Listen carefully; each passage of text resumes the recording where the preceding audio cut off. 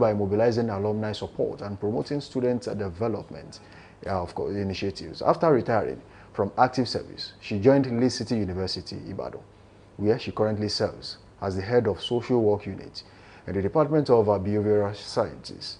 Her academic work focuses on family, youth development, and school social work. Beyond the classroom, Dr. Yoda is the founder and convener of Hope Rebirth Children and Youth Outreach, an NGO committed to empowering orphans and vulnerable children, while also giving equal attention to the boy child, raising them to become responsible citizens and future leaders. She's an active member of several professional bodies, including the National Association of Social Workers and the International Federation of Social Workers, among others. Dr. Victoria Yoda, good to have you in the studio. Thank you. Thank you for joining us this morning. Thank you. We have a very short time, but there's a lot to unpack on this show. Within that short period of time, we'll make sure we touch as many things as possible. Now, if you are to look at the teaching and education sector in Nigeria, what's your overview of the current situation? We are not yet there. There's a lot of situations that calls for state of emergency. Deplorable infrastructure. Yes, we have committed teachers who wants to work really, but the tools are not there. We have systemic problems too. Even education have been politicized. And I will say that there is a need to rise up as a nation because education, citizens, all spheres of life cannot be above their teachers.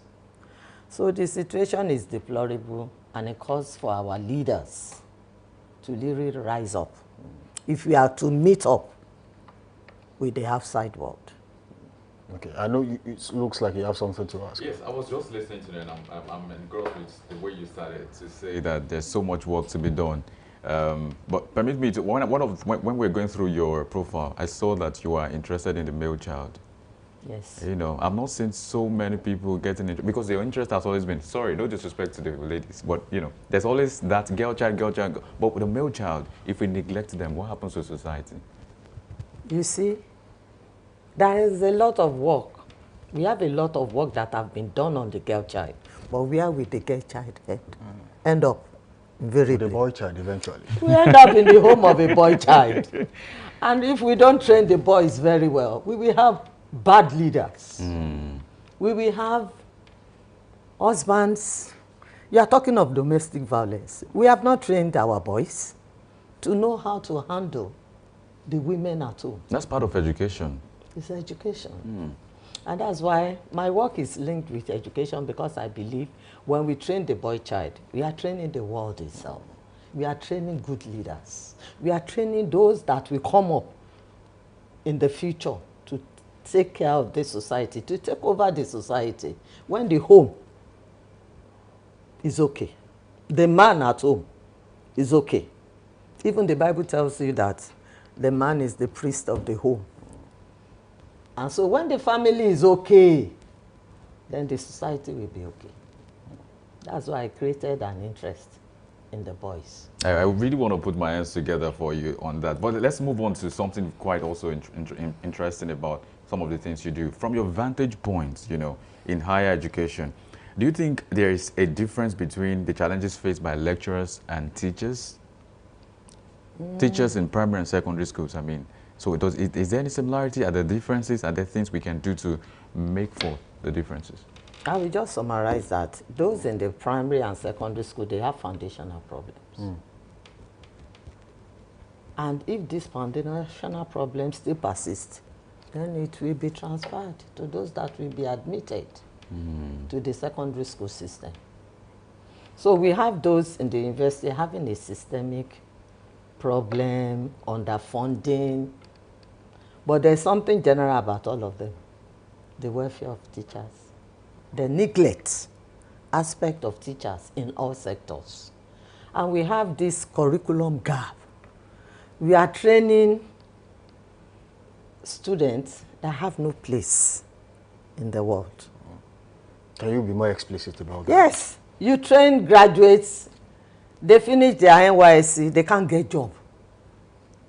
So what has the training imparted on them? They look for jobs everywhere. Very quickly, before you move on that, there was a video I saw recently of a woman who was actually speaking about education in Nigeria and said, look, if there is any course that you have studied and someone tells you you can work anywhere, run. That is one. Two, she was talking about if you have gotten a certificate, what does it qualify you to do? What can you do even when you have not gotten a white-collar job? What's your take on that?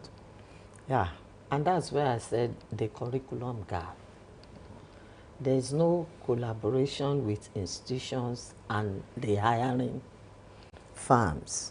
So what we are teaching, let me tell you, in secondary school I was asking somebody, are you still drawing grasshopper? Yes. Is biology still compulsory for somebody that is going for journalism? He's still drawing amoeba. What will he use that for? The world have gone beyond that. There was a presentation I made in Abuja last year in social work conference that there should be collaboration within training institutions. I mean, within practitioners and training institutions, so that you know what to impart and what will fit the present condition of our nation. We are just training people that has nowhere to go and work. I'm not saying archaeology is not good, but I don't know how many miners are here. And some people are still admitting students for archaeology. Like I always tell my boys, I will say, please Google which profession will still be relevant in the next 10 years before you make a choice. Not that I just want to enter university. And there is a call for us today to sit down and look at the economic sector, look at the curriculum, review it. Like you said, an education that will make you not to be looking for white-collar jobs. Why are you looking for white-collar jobs? But I thank God they have added entrepreneurship into the curriculum. Now history is back. History is back because of values. We are losing the values. History is back because the heroes, our heroes, should, I mean, a kind of, what do I call it? Inspiring us to do more for our nation. Where is patriotism today? If I ask you, are you patriotic? Do you love Nigeria that you can die for Nigeria? I might not die for Nigeria, but I love Nigeria. Are you ready to sacrifice for Nigeria? All these things are not there. If you look at our heroes, Chief Obafemi Awolowo, Dr. Nnamdi Azikiwe, Tafawa Balewa, all this one sacrifice. Macaulay, all of them sacrifice. And that is what we are enjoying now. But what do we have now? Can our leaders sacrifice for us? These are things we want to instill. And they now brought in civic education in secondary school. That no matter your area of specialization, you still have to do civic education so that you get it right. So I want to make money, I want to make money. That's what we see in our youths. The love of the nation is not there. If you love your nation, and everything is provided for you, you will want to make an impact. You want to be known for a particular thing. Why do we have Japa syndrome with our youths? I'm in a profession, when they come in, I will say, okay, I want to do social work. I say, you want to Japa? You want to, but we still need, like we have indigenous social work, even in Nigeria. We should indigenize all our curriculum so that it will fit into this nation. Society. Yes, technology will not come from America, from all this Western. Let's have our own indigenous technology and build it. And that's what China is doing. And we are all running to them now. So the curriculum must be visited. Then they should allow experts not politicizing. Let experts sit down. By joining the university system, I see that we have experts, we have people that are well grounded, we have people that are knowledgeable, well equipped, but they are not allowed to perform. And I will tell you, they develop what? There is brain drain. They call us for research outside the country. We are not funding researches. And you know what they do? Early, what do we call it? Those that got their PhD in the last 5 years, they are considered to come and carry out research. They won't even call people like me because they know I'm old. But young ones, talented, to come and carry out research. And the result of their researches is what they are using to develop their economy. But here, they don't fund research. Even the findings of your research, your recommendation, they just throw it somewhere. They are not using it. We have vibrant, brilliant professors, and they are working for them over there. Now, you mentioned that there is a deficit when it comes to that our curriculum is not on the same level with global standard. Yeah. Now, the question is there a place where even the trainers are being trained and retrained to meet up with the standard in the advanced world? Thank you. I think in the past, when I was in the secondary school system, there's what we call workshops, seminars, right, and are being funded by government. And even they will pay you for attending. For attending workshops. Yes. But where are those things now? Old archaic knowledge, then the old way of imparting knowledge, no new skills. Let me tell you, if you have a business now, and you want the business to boom, what do? You incorporate new things. But where is the knowledge? Teachers just have holidays. They sit down at home. They go and sell whatever they want to sell. There's government of today should work on that. Education is an investment. You don't get money from it. Yes. But that investment will yield later in the future for the nation. You look at the university system, are we funding research? Are we funding research? And there are 3 main duties of a lecturer: teaching, research, community service.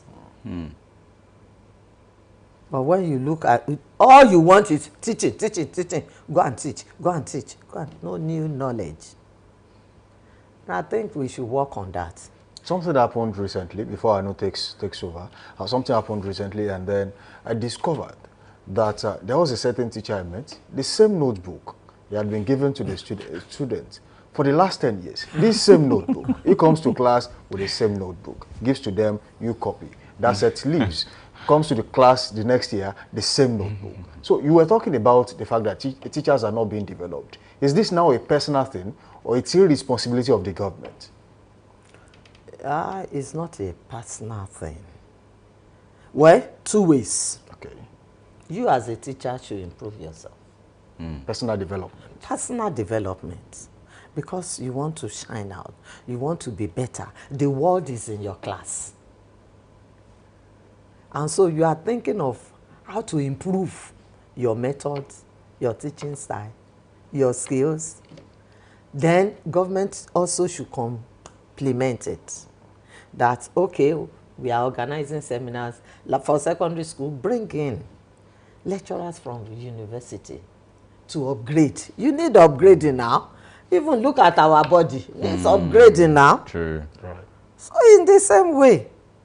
So there should be personal development. Personal development, okay, we have this issue of AI, we have the social media, we have everything. In fact, teachers of today should not have problem, because everything they need is on the internet. But they will tell you, where do I get money to buy data? But I always tell them, That's the shop you have. The teaching, your classroom, That's that's your the shop. It's the office. And so you have to add one thing, one ingredient or the other to it to make it better.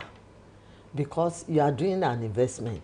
And when I begin to see those people, I tell people, I said, there's no way I go today that I won't meet somebody I've trained.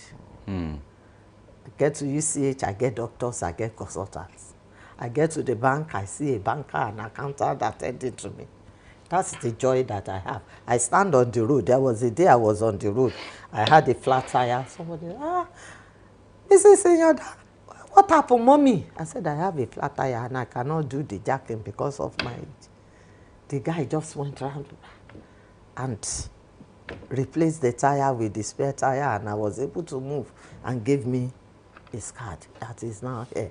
Like I always tell my teachers that time that those that will pay my gratuity, those that will continue to pay my pension, they are the one I'm preparing. And that really inspired people. They said, I said, their parents, I said, no, don't worry, I will take care of this boy. Because one day, that child will be great, and I will have to ask the secretary, please, I want to see him. They say, wait, mommy. But immediately they go inside and mention, let mommy come, let mommy come. That's it. It's an investment. Not only to individual, to the whole society. So you must learn to improve yourself. That's profound. You know, let me get your thoughts on this. Currently, just in the news today, ASU and the federal government are at it again. Federal government is begging ASU to shelve their strike. There's a planned strike action today. And as we are seeing, there's a lot of things to talk about, especially with that. But what are your thoughts on the frequent strikes by academic unions? Do you see them as an effective tool for change or a sign of a broken system? The two combined together. It's a sign of a broken system, and we know strike will not benefit anybody, even those the lecturers and the students. But one thing is clear. Do you hear of such a strike outside this, in the Western world? No. So when I say systemic problem, do you have to cry for increase? But when people don't have a livable wages, they cannot continue like that. You cannot survive. Are you one of those who believe there's a difference between living wage and what we currently have, which is, what do we call it now? Minimum wage, yes.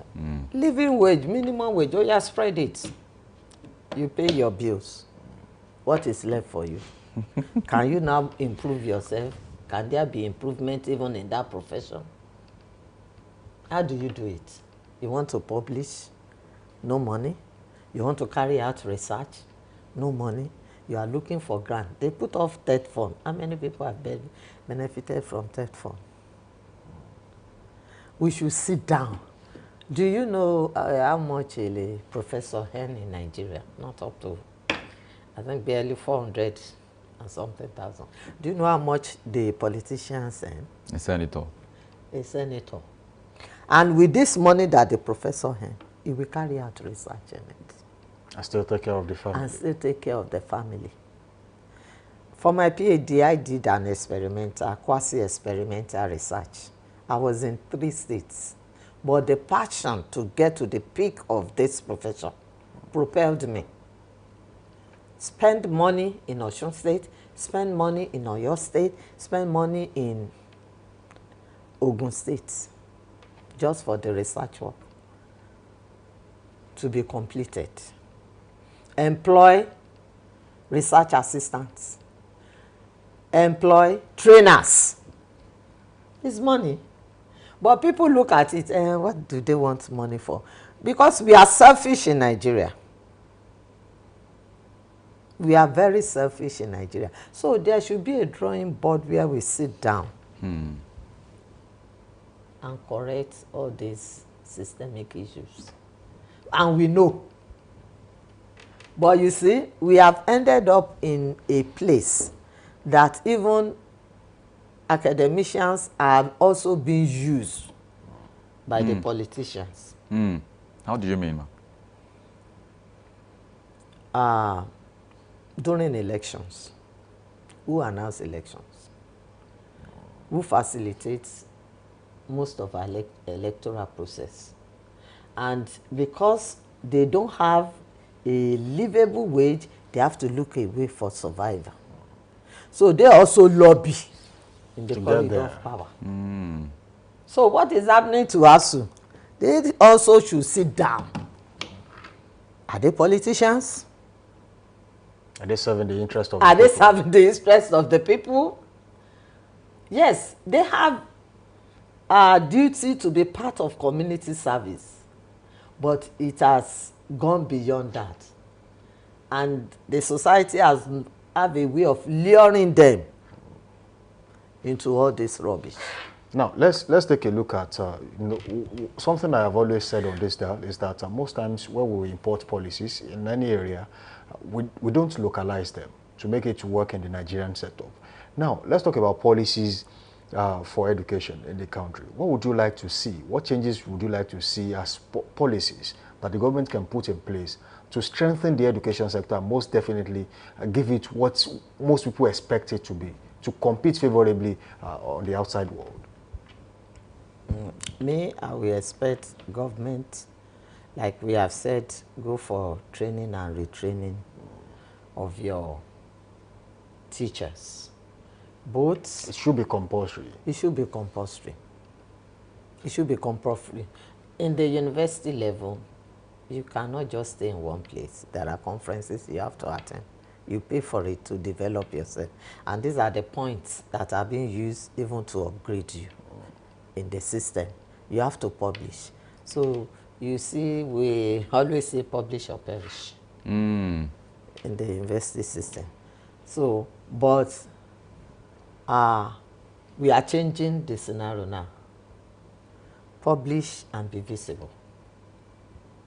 Not perish again. Why should you perish? Publish and be visible, then you will fly. If you are not flying in Nigeria, you will fly outside the country because people are reading your works and they want you to come and help them with that situation. So funding is number one. Many of our leaders don't want to fund education. Why? Because there's no immediate return. Return on investment. There's no immediate return. Go to our schools all over the states. Roofs blown up. Some students are still sitting on the floor. In some schools. In some schools, yes. And that's why we have the private sector that have created schools where their own children too can go. But look at the population. Is it the same thing? The population of those who can afford those good schools. There are good schools. You understand? There are good schools. But majority is in the village. And I always say, let us go to the grassroots. Let's give them the education that they need. You know, there was a time they started, we are talking of policies, and one of the policies they started with the rural areas is that give the children food, they will come. But have they sustained it? We are still seeing children on the streets. Go to Asat now. The school feeding program that was adopted by some states recently has suddenly faded off. Nobody's talking about it anymore. And they copied it from outside the country. Even from United States of America, the food stamp. Sustainability of our policies. They have good policy. They have started, but our problem is that each minister comes with a different idea. No continuity. No continuity. And that's what has finished our education. So it depends on who you know. So the brains are not brought into the limelight. Let me bring this to the fore now. There is a distinct difference, according to people out there, and of course people I have talked to, between a teacher who works in the private sector and of course a teacher who works with the government.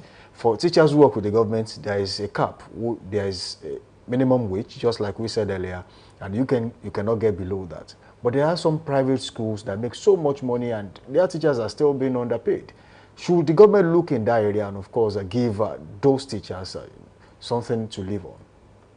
Thank you. I want to say that this disparity is affecting the system. In my area, I could see some teachers earning 15,000 in primary school, 20,000. And I wonder, how will they survive? On 20,000 naira? On 20,000 naira. Sincerely yours, I'm speaking the truth. And kudos to Governor Seyi Makinde. Not that I've come to just elevate him here. I read an article where the governor visited the teaching hospital, Lautech Teaching Hospital. And there was this private farm that they used to hire security staff. The security man raised his voice and said, we are being paid 18,000. In fact, I read that article and when I was nearly crying. The man was saying, I have children.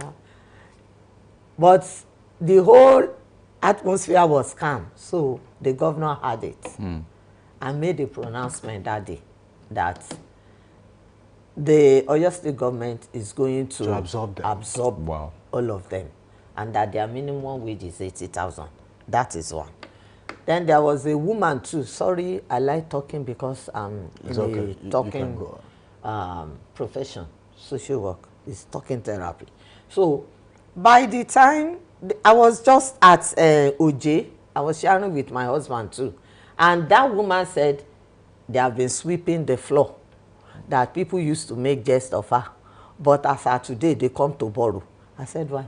He said, the governor said, minimum wage is 80,000. Everybody sweeping the floor. Should also get the street should get 80,000 naira. And I look at the woman. The woman said, I said, look, many of our graduates, they still sweep in Dubai. They still sweep outside the country. What they are doing is nothing special, but where I'm going is this. There should be dignity of labor. Government should call these private school owners into order. There should be a body that is regulating, and that's what is missing in our secondary school especially. There's nobody that is regulating all those things. So anybody that is an accountant will just go and establish school and begin to look for people that he or she is going to exploit. And there should be a body to regularize all these things. Let me quickly register your opinion or your thoughts on this particular issue of the future, because when we talk about the challenges, we should also talk about moving on, looking forward, what should be the goal. Now, what does a better future for Nigerian teachers look like in practical terms, based on your experience, your projections, and some of the things you've done? Training, it still boils down to training and retraining. Then the role of technology. We should not jettison that. Do you know that some of our teachers cannot operate computer system? They cannot operate the system. Yes, and look at the crop of children we are training now. They are computer children. Give your phone to a 3-year-old child. They know what to do on the phone. They know what to do on the phone. They know where to go. They know where to go. But can any nation rise above their teachers? No nation can rise above their teachers. So let us do a proper training. Let us put in place policies that will make the future of Nigerian teachers better. Then let's celebrate our teachers. It's not every year we come up with Teachers' Day, we clap for them. Is that all? Let's talk about the welfare. Then they will put in more. They will be encouraged. Let's look at their salaries. Is it a livable wage? let's encourage them, things that will make them to be proud of themselves as teachers. As of today, go and ask any teacher, will your son or your daughter be a teacher?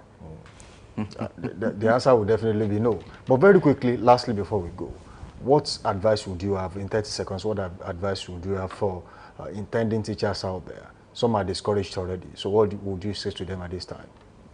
Yeah, teaching is a noble profession. And try and put in your best, because you are going to reap that which you have sown. Train the, you know, the Bible says, train the child where in the way you should go. In the way you should go. When it grows up, it will not depart from it. So let's have a future height, an eagle high, that teaching is going to be a better profession. And I say that's the only profession that is available for every one of us. The banking system, when all of them were rushing there, they are no longer. Computer is doing everything. Abi, technology is doing everything. It's taken over. Yeah, it's taken over. Yes, even before robots takes over teaching, let's be committed. That's my advice. Right. Thank you so much for joining us on the show this morning. Now, as we reflect on the future of Nigerian teachers, one truth stands out. Celebration without structural change is not progress. Investing in teachers means investing in the very foundation of our nation's growth. A big thank you to our guest this morning, Dr. Victoria Folake Inyoda, for sharing her insight and passion on today's edition of The Big Story. Well, this is time that we have to go. We have to call it quit on the show this morning. We say thank you for joining us so far. Do well to link up with us on all socials, Facebook, Instagram, TikTok, at Dominion Broadcast, and on X, formerly Twitter, at Dominion Cast. Now, the sunrise is proof that you can begin again. And of course, you can always, life can always start again. Thank you so much for joining us on the show this morning. We simply have to go. Our time is fast spent on the show. I know you have to go. And of course, I'll start and end with Nelson Mandela. He said at one point that education is the most powerful weapon you can use to change the world. So at all costs, get education. My name is Anulu Akpoido. Thank you very much for joining us.